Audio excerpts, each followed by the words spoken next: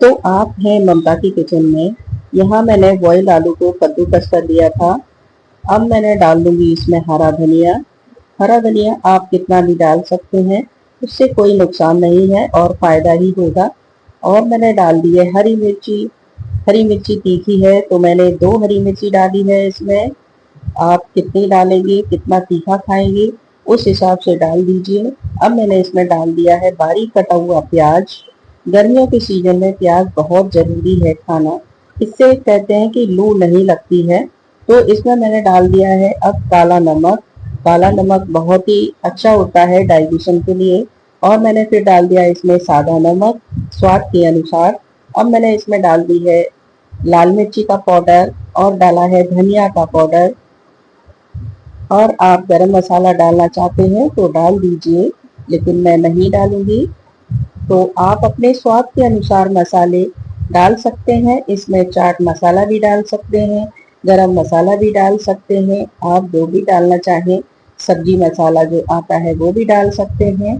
तो मैं पर्याप्त है मेरे लिए, मैंने इतना मसाला इसमें डाला है। तो अब हम बनाएंगे आलू का पराठा। तो आलू का पराठा हम किस तरह से बनाते हैं, तो देखिए इस तरह से हम जो पेड़ा है उसको गोल कर लेंगे। तो अब हम इसको में फिल करेंगे जो हमने आलू का भरता बनाया है वो। तो इस तरह से बनाएंगे। हम कद्दूकस कर लेते हैं आलूओं को, तो हमारा अगर पराठा फट भी जाता है तो कोई दिक्कत नहीं है, तो वो निकलता नहीं है बाहर। तो इसका जो डो लगाते हैं पराठे के लिए वो हमें बहुत ही सॉफ्ट लगाना चाहिए, तो जिससे हमारा पराठा आराम से बिल जाता है। अगर हम टाइट लगाएंगे तो अंदर का मसाला बाहर निकलने लगता है। तो इसलिए हमें आलू का जो पराठा होता है तो उसका डो हमें बहुत ही सॉफ्ट लगाना चाहिए। तो ये देखिए हमारा पराठा बिल चुका है। अब हम इसको मीडियम आग पर इसको हम बनाएंगे। तो हमने गैस को स्लो रखा है, तो धीरे धीरे पकेगा, नहीं तो ये जल जाएगा। तो हम इसमें हमने लगा दिया है घी। आप कुछ भी लगा सकते हैं इसमें, तेल भी लगा सकते हैं, रिफाइंड ऑयल भी लगा सकते हैं, जो भी पर्याप्त हो वो आप लगा सकते हैं पराठे में। जिसका भी आपको फायदा करता है वो आप लगा सकते हैं। तो यहाँ मैंने दोनों साइड से घी लगा दिया है पराठे में। तो ये मुझे नाश्ते में सुबह बनाना है। तो मैंने पराठा बना लिया है, आलू का पराठा।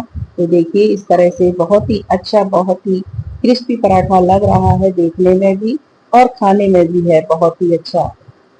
तो इस तरह से कुछ बातों का आप ध्यान रखेंगे तो पराठा हमारा परफेक्ट बनता है। किसी का भी पराठा बनाएं, उसका डो लगाना बहुत ही जरूरी है। डो हमें बहुत ही सॉफ्ट लगाना चाहिए, जिससे हमारा पराठे का जो अंदर का मसाला होता है वो निकलता नहीं है। तो इसी तरह से मैंने सभी पराठों को सेक लिया है। जितना पर्याप्त है, जितना खाना है आपको उतना बना लीजिए। तो पराठा तो बना के भी रख देते हैं तो भी अच्छा लगता है रखा हुआ पराठा, लेकिन बासा नहीं खाना चाहिए। गर्मियों का सीजन है इसलिए ठंडा खा सकते हैं, लेकिन बासा रखा हुआ कोई भी खाना ना खाएं गर्मियों में। तो इससे हमारा डायरिया वगैरह होने का खतरा रहता है। गर्मियों के सीजन में खाना खाने का बहुत ध्यान रखना पड़ता है हम लोगों को। तो इस बात का भी बहुत ध्यान रखें। तली भुनी चीजें बहुत ही कम खाएं, लेकिन कभी कभी चल जाता है। तो मैंने नाश्ते में पराठा बना लिया है। मैं वैसे बहुत कम बनाती हूँ, 10-15 दिन में चल जाता है इस तरह का खाना। तो बच्चों के लिए तो ठीक है, लेकिन ताज़ा होना चाहिए। ताज़ा खाना स्वास्थ्य के लिए बहुत ही फायदेमंद होता है।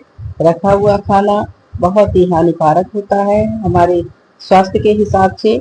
तो मैंने 2 पराठे सेक लिए हैं। तो ये देखिए पराठे हमारे बनके तैयार हो गए हैं। तो इसी तरह से कुछ बातों का ध्यान रखिए और गर्मा गर्म पराठे बनाइए। Thank you for watching.